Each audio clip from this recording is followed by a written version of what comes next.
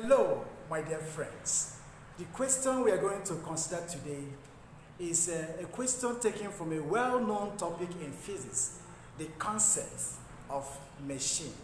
All right on the board is a question that has to do with a machine with a velocity ratio of 30, moves a load of 3,000 Newton when an effort of 200 Newton is applied. Calculate its efficiency. So we are expected to calculate the efficiency of the machine at this point. All right? Okay. What we need to do, first of all, we put down our solution as expected of us in the first place. Then we look at the question closely and then find out the content of the question. We need to bring out the content of the question. One is load, the other one is effort, the other one is velocity ratio, and finally we are going to calculate the efficiency of the machine in question. All right, let's begin without wasting time. We state our data, then with first of all velocity ratio.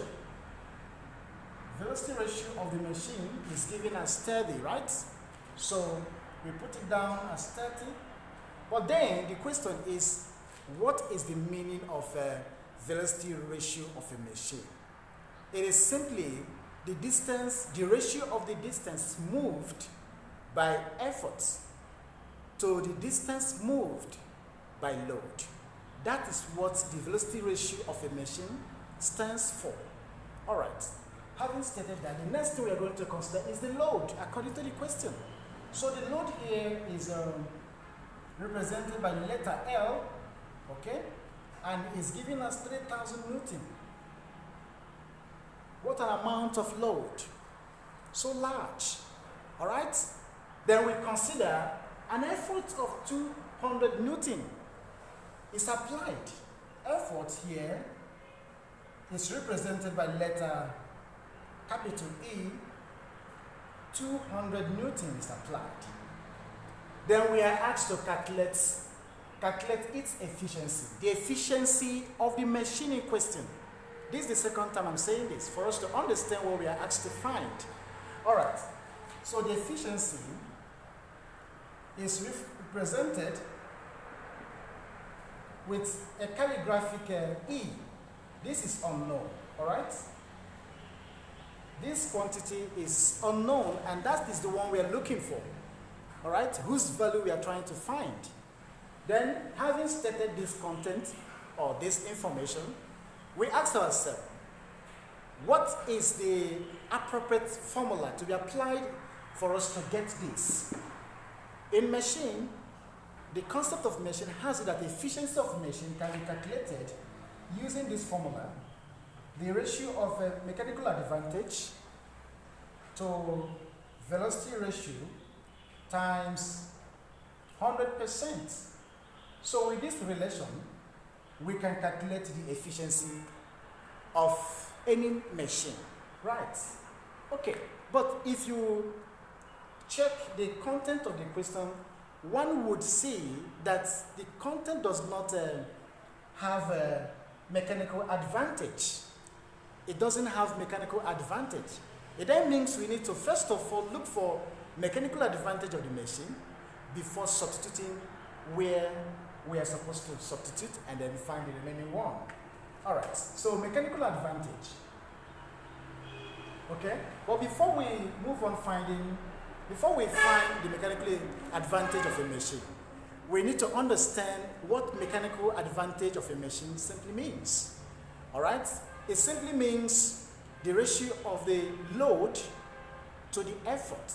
So we put it down, load, that is L, okay, to the effort. All right? And this is E, okay? Having stated that, what we need to do next is to substitute wisely. For load, we have 3,000 Newton. Quickly, without wasting time, we have 3,000 Newton. And for effort, we have 200 Newton. 200 Newton. Alright? And then we cancel wisely. We cancel wisely. Okay? N will take care of itself. 1, 2, 3. Okay, we are taking 2. We take care of this 2. And we are left with what? We are left with 2 goes against itself. That is 1, 2 divided 30. We have 15. Alright? So this is it. We have 15. Okay?